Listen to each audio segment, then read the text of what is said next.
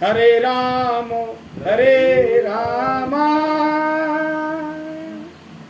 श्वास नाभि से उठी ब्रह्मांड पे गई। राम राम हरे हरे, हरे कृष्ण नीचे आई कृष्णा, फिर 2 स्टेप में ये कुंभक भी लग रहा है।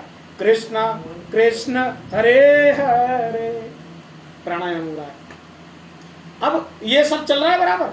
अब आंख बंद करके अपन इस धुन को गा रहे हैं। गाते गाते धीरे धीरे धारणा बनेगी। राम राम राम राम बार बार गाओगे, किसी चीज को बार बार अभ्यास में लाओगे तो धारणा बनेगी, और वही धारणा धीरे धीरे पक्के ध्यान में कन्वर्ट हो जाएगी। तो जब ध्यान धारणा दोनों कंप्लीट हो गई, ध्यान की अवस्था जब परपक्व पे पहुंचेगी, वही समाधि बन जाती है। समाधि माने एक वो अवस्था जिसमें अब शरीर का भी भान नहीं है, कितने ऑडियंस बैठे हैं इसका भी भान नहीं है, अपनी मस्ती में मस्त है।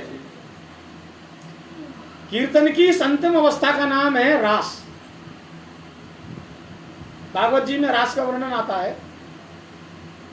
रास में सारी गोपियां एक श्याम सुंदर, सब गोपियां एक श्याम सुंदर। अब यहां आत्मा ही परमात्मा है, आत्मा ही परमात्मा है। जो परमात्मा का अंश है तो परमात्मा ही है। और जितनी जो इंद्रियां हैं, गो माने होता है इंद्रियां। रामचरितमानस की एक चौपाई कहती है कि गो गोचर जहां लगी मन जाई, सो सब माया जानो भाई। गो माने इंद्रियां और चर माने जहां जहां इनका विषय है। आंख का विषय देखना, कान का विषय सुनना, नासिका का विषय सूंघना, तो जहां जहां तक ये विषय है ये सब माया है। तो गो माने इंद्रियां। कीर्तन में जब हम भगवान का नाम सुमरन करते हैं तो हमारी सारी इंद्रियां जो अब तक बहिरंग जगत में विचरण कर रही थी, सारी इंद्रियां, देखो गोपियां भी बहिरंग रहती हैं।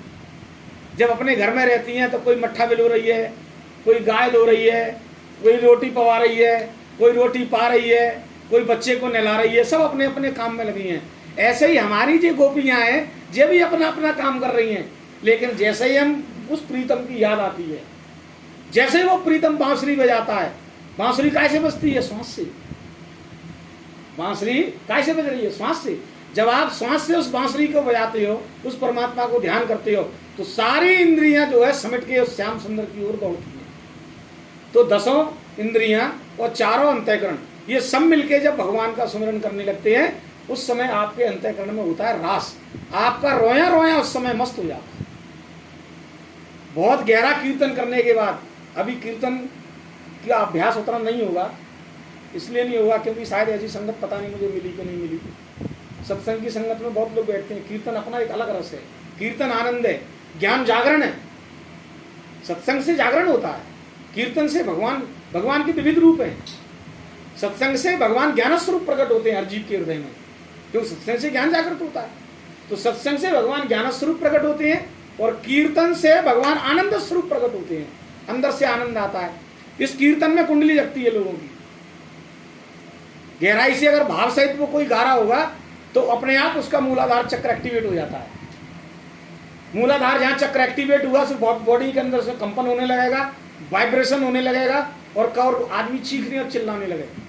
मेरे सबरे बच्चे चिल्लाते हैं